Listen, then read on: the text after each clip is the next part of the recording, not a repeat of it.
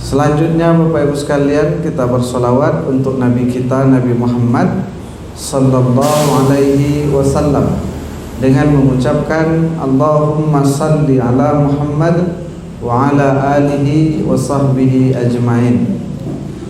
Bapak Ibu hadirin hadirat yang dirahmati Allah Subhanahu wa taala, kajian kita pada malam hari ini melanjutkan pembahasan kita sebelumnya tentang bagaimana membangun keluarga sakinah, di mana membangun keluarga sakinah ini merupakan impian baik bagi kita yang sudah melaksanakan akad misaqan walizo maupun bagi saudara-saudara kita yang masih apa? Masih berproses, berjuang untuk ke arah itu. Maka semua kita mengharapkan dan menginginkan membangun rumah tangga yang sakinah. Wa min ayatihi an khalaqalakum min anfusikum azwajan litaskunu ilaiha wa ja'ala bainakum mawaddatan wa rahmah inna fi dzalika laayatil liqaumin yatafakkarun. Bapak Ibu kaum muslimin kaum muslimat yang dirahmati Allah Subhanahu wa taala, maka sakinah itu adalah sesuatu yang perlu diusahakan. Ia merupakan sesuatu yang bersifat ikhtiari, yang diusahakan, karena ia bersumber dari Allah Subhanahu wa taala.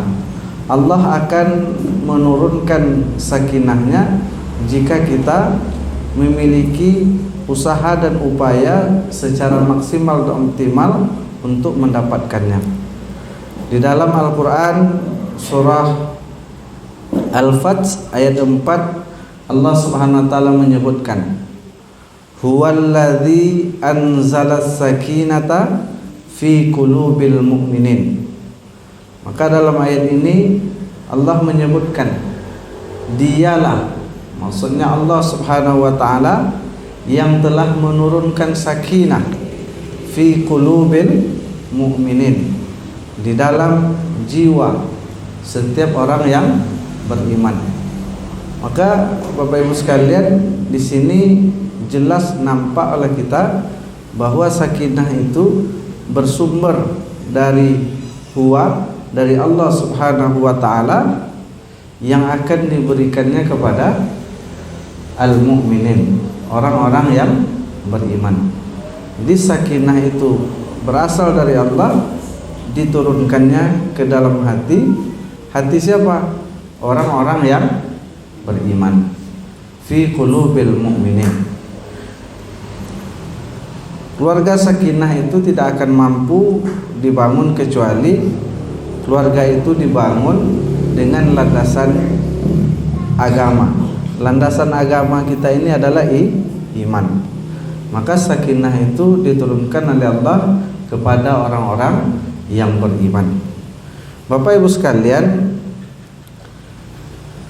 landasan agama ini adalah iman, sebagaimana disebutkan oleh Rasulullah sallallahu alaihi wasallam dalam hadisnya yang masyhur, kita hafal semua, buniyal islamu ala khamsin, syahadatu an la ilaha illallah wa anna muhammadar rasulullah.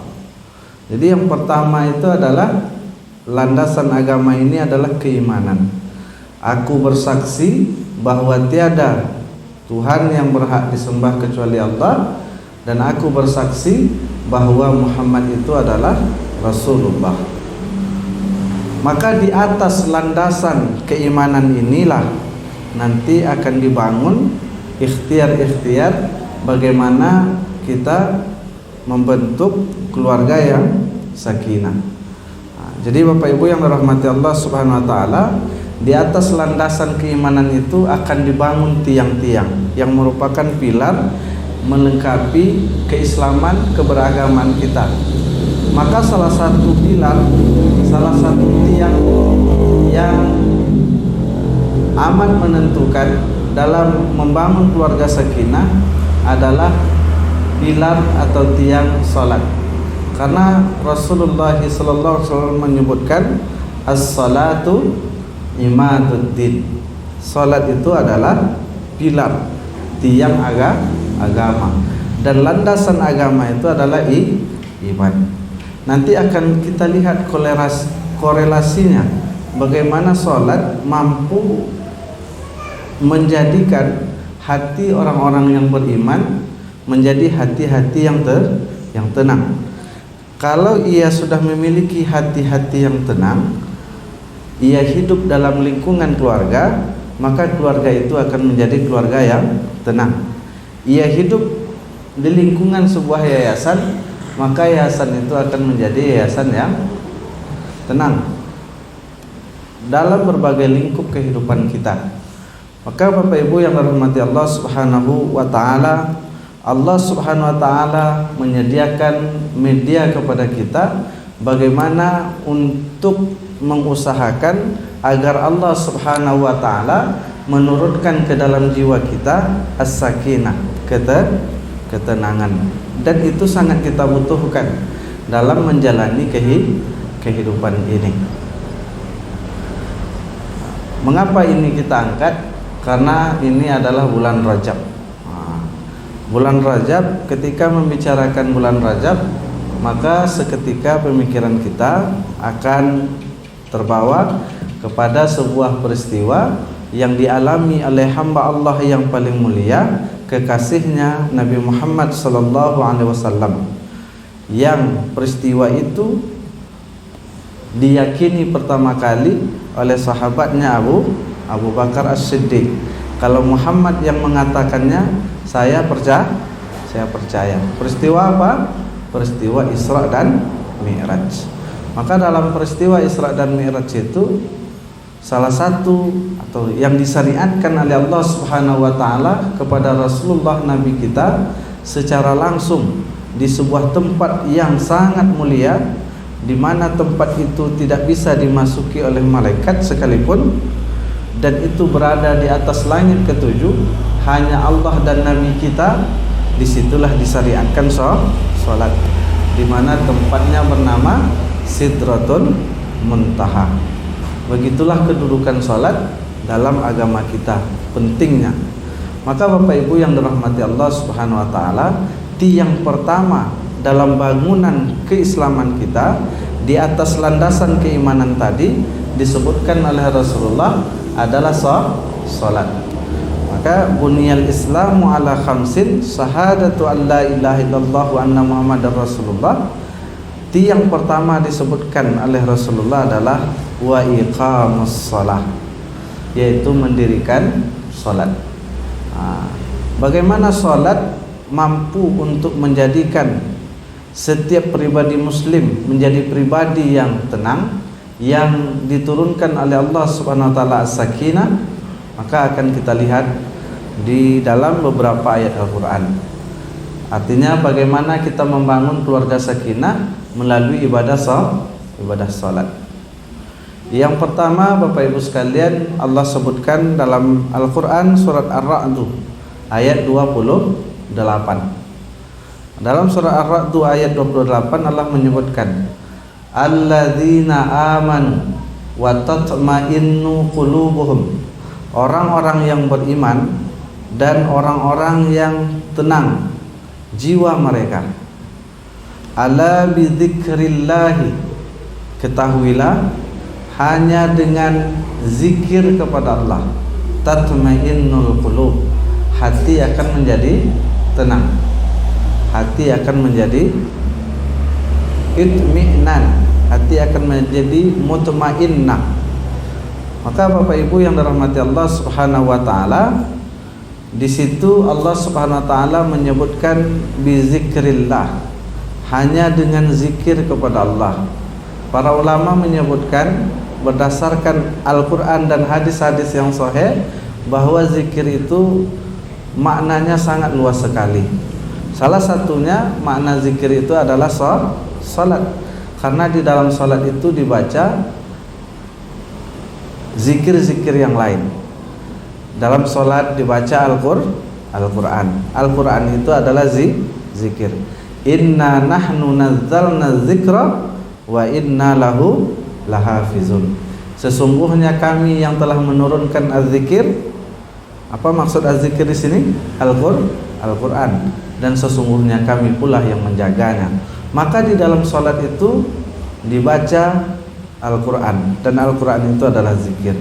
Di dalam salat dibaca zikir, bacaan-bacaan zikir yang diajarkan oleh Rasulullah SAW. Artinya salat itu merupakan bentuk zikir yang paling mulia.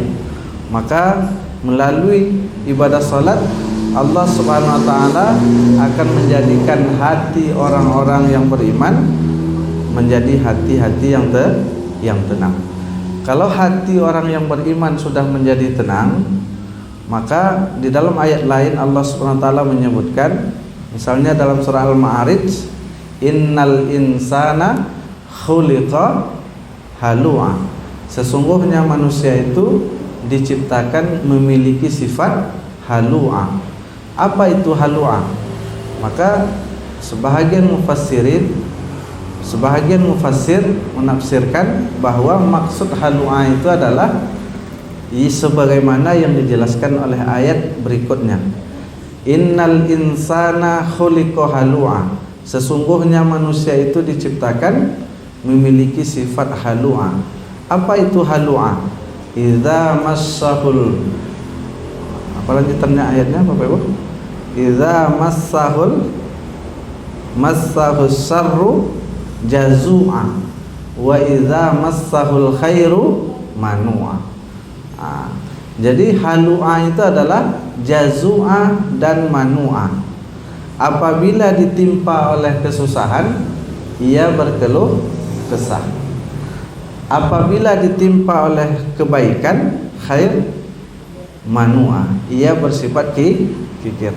Jadi halu'a itu adalah sifat yang dimiliki oleh manusia, yaitu sifat berkeluh kesah dalam hidupnya dan sifat kikir.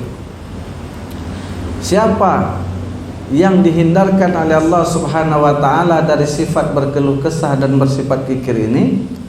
Illal musallin, kecuali orang-orang yang salat. Maka orang yang salat hatinya akan tenang, dihindarkan oleh Allah Subhanahu wa taala dari sifat berkeluh kesah dalam hidupnya. Maka Bapak Ibu yang dirahmati Allah Subhanahu wa taala, setiap rumah tangga, setiap pribadi yang ada di dalam rumah tangga harus mengusahakan bagaimana diri mereka menjadi diri yang memiliki hati yang tenang. Bagaimana caranya? Setiap penghuni rumah tangga itu harus penghuni yang mendirikan sholat. Maka suami menjadi ahli sholat, istri menjadi ahli sholat. Begitu juga dengan anak-anak. Semuanya adalah orang-orang yang mendirikan sholat. Kalau semuanya sudah mendirikan sholat, maka Allah pasti akan menurunkan sakinahnya ke dalam jiwa mereka. Ketika jiwa mereka sudah diturunkan sakinah, ketenangan oleh Allah Subhanahu wa taala, maka rumah tangga dan keluarga itu menjadi keluarga yang bahagia. Suami akan menjadi suami yang baik, istri akan menjadi istri yang penurut, anak-anak akan menjadi anak-anak yang taat. Begitu juga dalam dunia kerja kita. Dalam dunia kerja, dunia pendidikan, dunia bisnis dan lain sebagainya. Kalau semuanya adalah orang-orang yang mendirikan sholat, yang menegakkan sholat, maka dunia pendidikan itu akan bagus, dan dunia bisnis itu, dunia ekonomi itu akan, perusahaan itu akan bagus. Dan ini sudah banyak dibuktikan oleh orang-orang sekarang. Jadi Bapak Ibu yang dirahmati Allah Subhanahu wa taala, ini yang pertama, bagaimana kita membangun rumah tangga kita menjadi rumah tangga yang sakinah, rumah tangga yang bahagia melalui ibadah salat. Karena salat itu adalah media atau sarana yang disediakan oleh Allah Subhanahu wa taala untuk menurunkan sakinah ke dalam diri kita. Maka orang yang tidak salat tidak mungkin diturunkan oleh Allah sakinah ke dalam dirinya, ke dalam jiwanya. Bagaimana kita sebagai ayah, sebagai ibu begitu bahagia melihat anak-anak yang salat tanpa disuruh-suruh lagi. Bagaimana istri tenang hatinya karena suami yang mendirikan salat. Bagaimana tidak aman suami meninggalkan istri di rumah kalau istrinya adalah istri yang salat. Maka Bapak Ibu yang dirahmati Allah Subhanahu wa taala, ini rahasia mengapa salat itu sesungguhnya disyariatkan oleh Allah Subhanahu wa taala 5 kali sehari semalam kepada kita.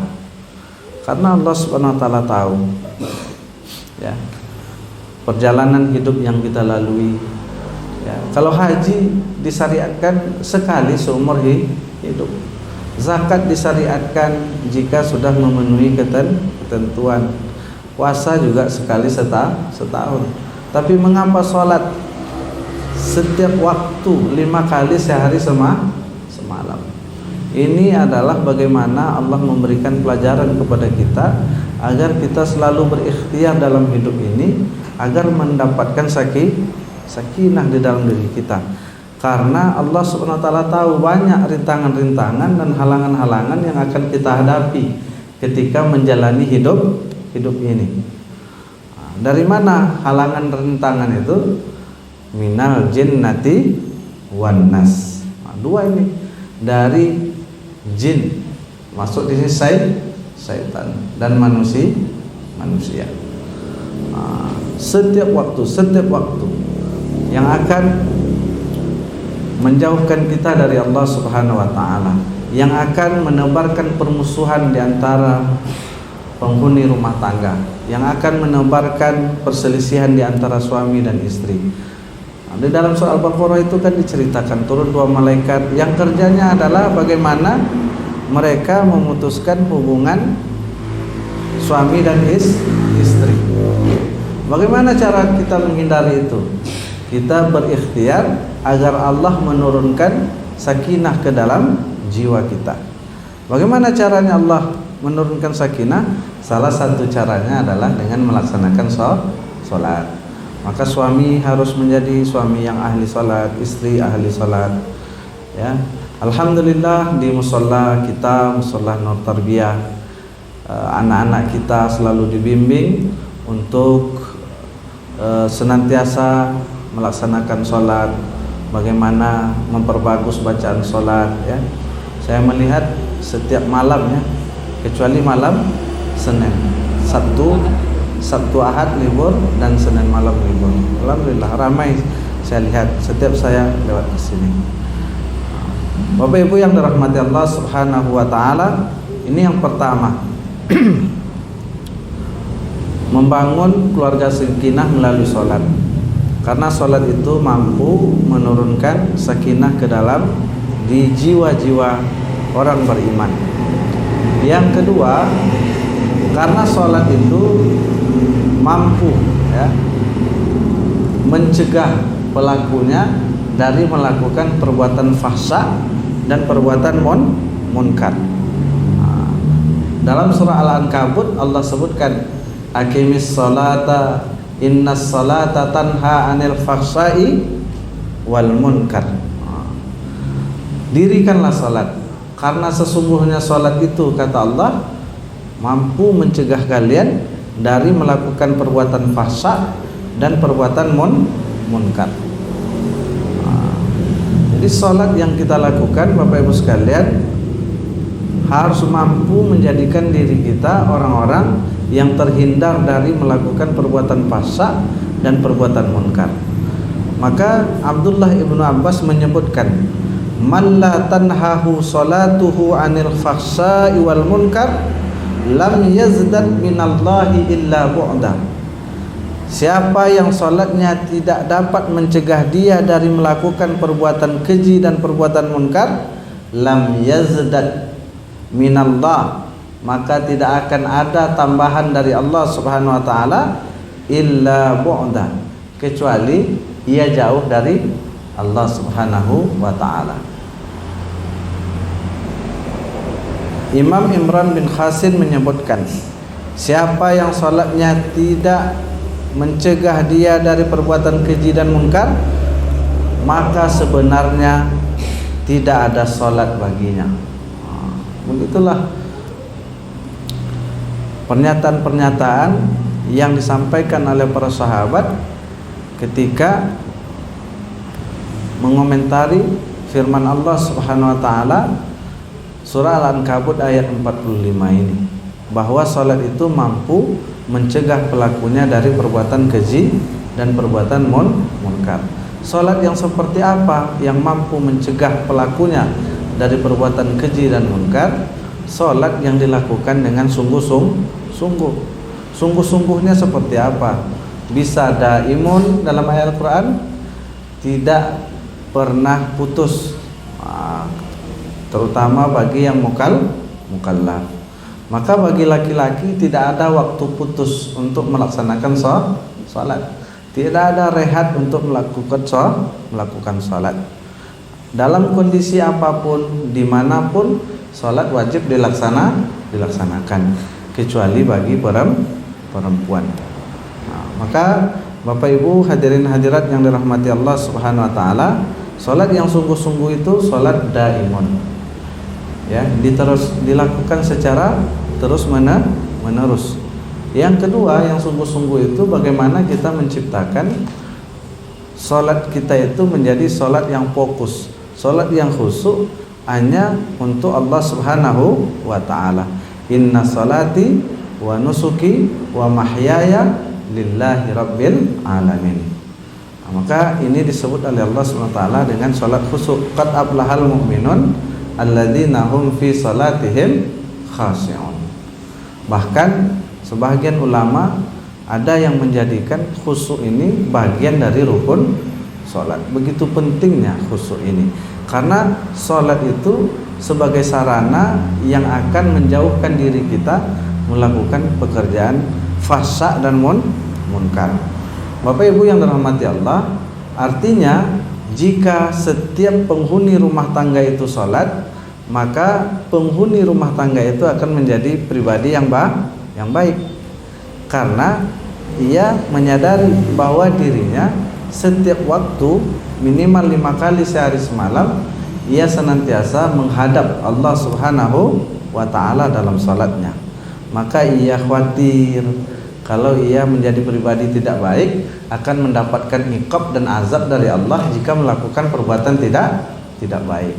Maka dari gerakan-gerakan salat, bacaan-bacaan salat, sangat banyak sekali hikmah yang bisa kita ambil bagaimana salat itu mampu menjadikan diri kita menjadi pribadi yang baik. Bapak Ibu sekalian, sekarang kita lihat apa makna dari fahsya, apa makna dari munkar, sehingga kita sebagai ahli salat memahami bahwa salat yang kita lakukan itu menghindarkan diri kita dari perbuatan fahsya dan munkar. Kata fahsya itu Bapak Ibu sekalian disebutkan oleh Allah Subhanahu wa taala dalam Al-Qur'an sebanyak 24 kali. Apa makna dari fahsya itu?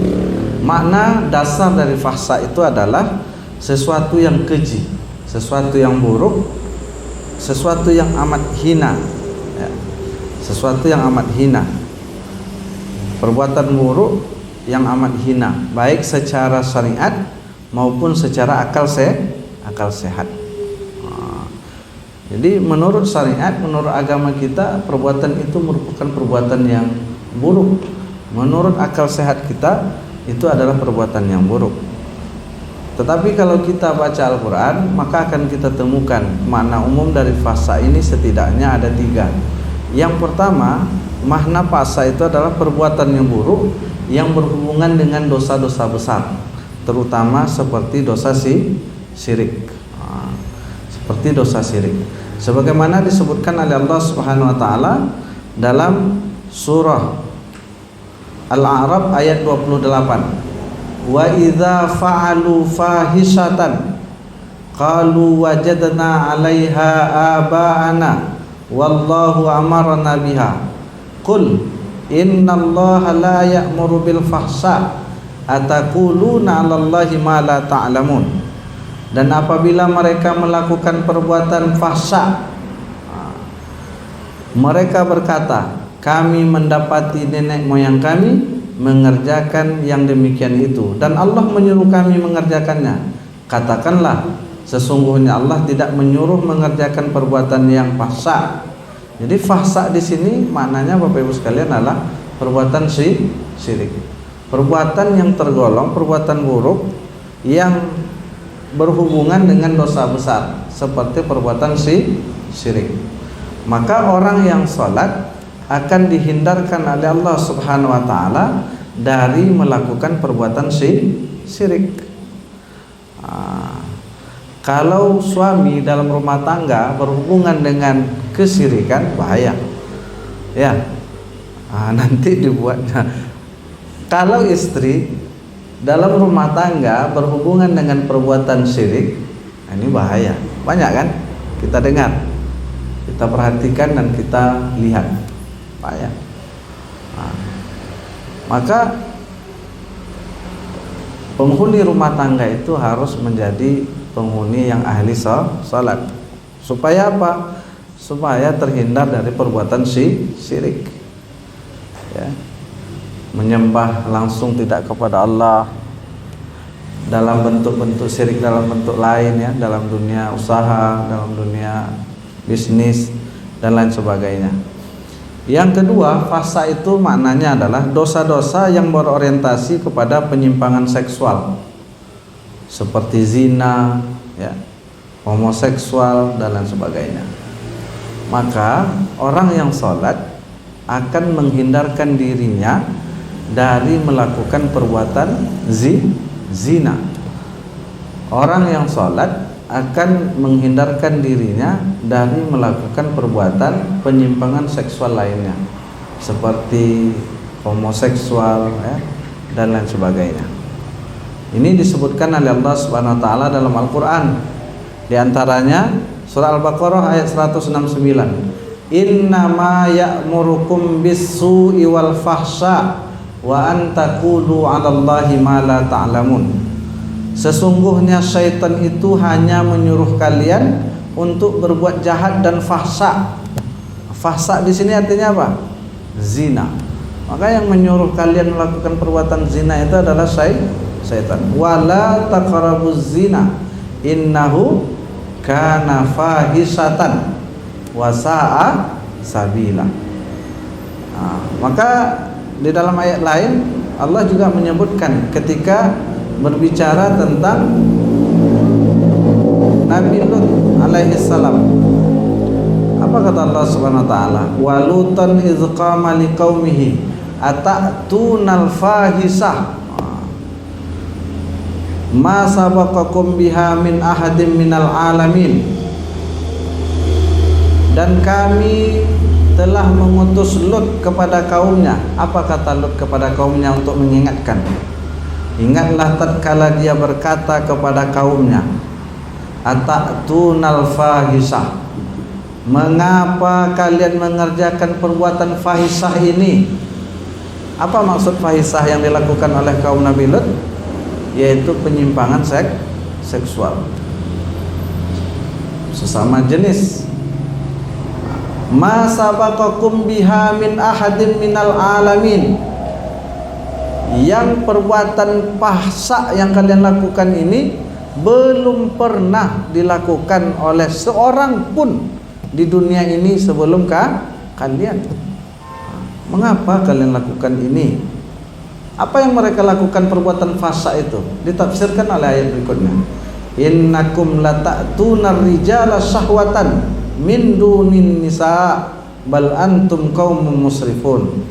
Sesungguhnya kamu mendatangi lelaki untuk melepaskan nafsumu kepada mereka, bukan kepada perempuan. Malah kamu ini adalah kaum yang melampaui batas. Jadi Bapak Ibu yang dirahmati Allah Subhanahu wa taala, orang yang ahli salat, insyaallah Allah akan hindarkan diri mereka dari melakukan perbuatan penyimpangan seksual. Maka istri akan merasa aman kalau suaminya salat. Insyaallah tidak selingkuh. Rumah tangganya jadi rumah tangga sakinah. Suami aman kalau istrinya sholat. Ya. Orang tua aman kalau anak-anaknya sholat. Insyaallah mereka berpikir untuk terlibat dalam pergaulan bebas. Ini yang kita khawatirkan Bapak Ibu yang dirahmati Allah Subhanahu wa taala. Maka ini yang kedua. Yang ketiga, fahisyah itu maknanya adalah dosa sosial. Dosa sosial ini ya seperti kikir ya, dalam kehidupan sosial kikir ya. Maka orang kikir itu ternyata dosa ya, tapi dosa sosial. Tidak mau berbagi, tidak mau berbagi. Kemudian enggan untuk membayar zakat, tidak mau ingin bayar zakat. Karena ini pekerjaan setan semuanya ya, yang membisikkan kita untuk melakukan dosa-dosa sosial ini. Sekarang kan banyak ini lembaga-lembaga yang menawarkan dan memfasilitasi kita kaum muslimin untuk menyalurkan infak dan sedekah, baik di bidang pendidikan, ya, Al-Quran dan lain sebagainya. Maka mari kita bersama-sama untuk menjadi orang-orang yang ahli salat, karena ahli salat akan termotivasi dirinya untuk melakukan perbuatan-perbuatan yang mendatangkan kemaslahatan untuk bersama. As-syaitanu ya'idukumul faqra wa ya'murukum bil fahsya. Syaitan menjanjikan. Jadi syaitan itu kerjanya menakut-nakuti. Dia takuti kita dengan kemiskinan, al-faqra, wa ya'murukum bil fahsya, dan menyuruh kamu untuk berbuat fahsya. Fahsya ini apa? Dia takut-takuti kita dengan kemiskinan kalau kita dermawan. Maka disuruhnya kita kikir, fahsya. Maka fahsya di sini maknanya adalah bakhil. Bakhil. Jadi Bapak Ibu yang dirahmati Allah Subhanahu wa taala, itu makna fahsya setidaknya berdasarkan ayat Al-Qur'an ada 3 makna. Jadi orang yang sholat akan dihindarkan oleh Allah Subhanahu wa taala dari melakukan perbuatan-perbuatan fahsya. Yang pertama tadi makna fahsya apa Bapak Ibu sekalian? Terhindar dari perbuatan dosa-dosa besar seperti syirik. Maka rumah tangga yang bersih dari syirik akan menjadi rumah tangga yang sakinah. Istri tidak akan berpikir bagaimana mengobek bini, ngobek laki ya. Adalah istilahku, tidak. Rumah tangga muslim tidak pakai itu. Ya. Yang kedua apa? Makna fahsya perbuatan penyimpangan seksual. Rumah tangga muslim yang ahli salat terhindar dari perselingkuhan, dari apa lagi? Dari menambu apa? Jadi dari penyimpangan seksual. Yang ketiga, rumah tangga itu akan menjadi rumah tangga yang sosial, karena ia terhindar dari dosa-dosa sosial yang berhubungan dengan kemasyarakatan, berbagi ya. Menjadi keluarga yang dermawan. Bapak Ibu yang dirahmati Allah, insyaallah di lain waktu kita akan lihat bagaimana usaha kita melalui sholat ini Allah akan menurunkan ke dalam diri kita. Yang pertama tadi ketenangan, yang kedua akan mencegah diri kita dari melakukan perbuatan fasad dan perbuatan munkar. Nanti apa yang harus kita lakukan agar diri kita menjadi ahli sholat? Demikian Bapak Ibu yang dirahmati Allah Subhanahu wa taala, kita berdoa kepada Allah mudah-mudahan setiap yang ada dalam bangunan rumah tangga kita menjadi orang-orang yang rajin melaksanakan sholat. Karena orang-orang yang rajin melaksanakan sholat itu merupakan ikhtiar bagi dirinya, bagaimana Allah menurunkan sakinah ke dalam jiwa mereka. Fa'tabiru ya ulil absar la'allakum turhamun. Subhanakallahumma rabbana wa bihamdika asyhadu an la ilaha illa anta astaghfiruka wa atubu ilaik. Billahi taufiq wal hidayah.